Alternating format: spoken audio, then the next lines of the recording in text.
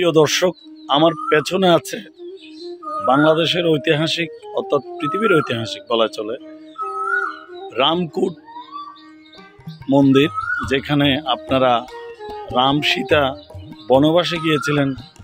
পঞ্চবটি বন যেটাকে বলা হয়, সেই পঞ্চবটি বনের স্মৃতিচিহ্ন রয়েছে এই মন্দিরে। সেই মন্দিরে আমরা যাব, দেখব ওখানে কি আছে এবং এটার ঐতিহাসিক বিশেষত্বটা কি, সেটি আপনাদের কাছে তুলে ধরার জন্য আমি চেষ্টা করব। আমার সাথে থাকেন। ধন্যবাদ। শ্রী শ্রী রামকুট তীর্থধামটি রামকুট বনাশ্রমের সন্নিকটে অপর একটি পাহাড় চূড়ায় অবস্থিত।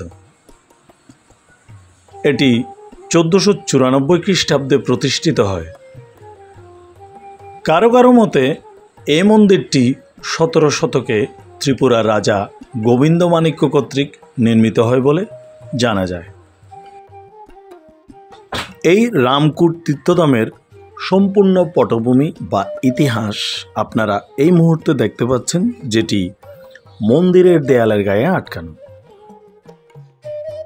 মূলত রাম আর সীতা বনবাসে থাকাকালে এখানে কিছুদিন অবস্থান করেছিলেন বলে সনাতন ধর্মাবলম্বীদের বিশ্বাস রয়েছে এখনো।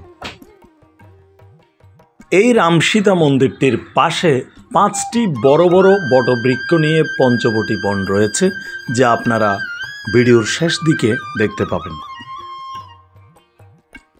এখানে একটি কালো পাথরের পাত রয়েছে, যেটাকে সীতার মরিচ বাটার পাটা মনে করে সনাতন ধর্মাবলম্বীরা পূজা করে যাচ্ছেন নিয়মিত। প্রতি বছর চৈত্র মাসে বাসন্তী পূজা উপলক্ষে 3 দিন এবং ফাল্গুন মাসে শিব চতুর্দশী উপলক্ষে 1 দিন উৎসব পালন করা হয়ে থাকে এই মন্দিরে।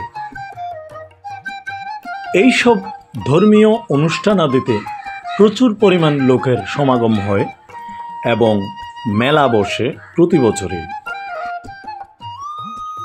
বাসন্তী পূজার জন্য নির্ধারিত পাথরের দুর্গামূর্তি রয়েছে, এখানে শিব মন্দির রয়েছে, রাম সীতার মন্দির রয়েছে, হনুমানজির জন্য মন্দির রয়েছে, অনেকগুলো স্থাপনা আপনারা দেখছেন।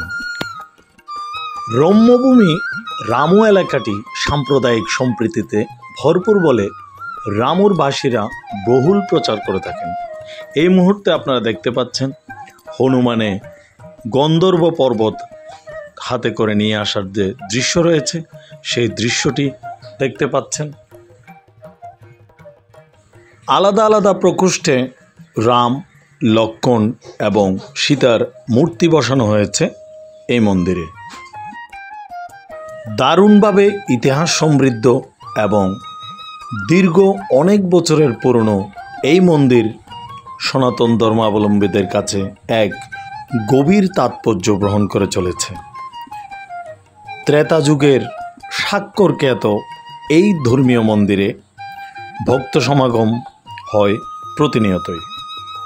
চলুন এবার পঞ্চবটি বনের দিকে যাই। আমার পেছনে যেটি দেখতে পাচ্ছেন, এটি হচ্ছে পঞ্চবটি বৃক্ষ, সেই ঐতিহাসিক বৃক্ষ।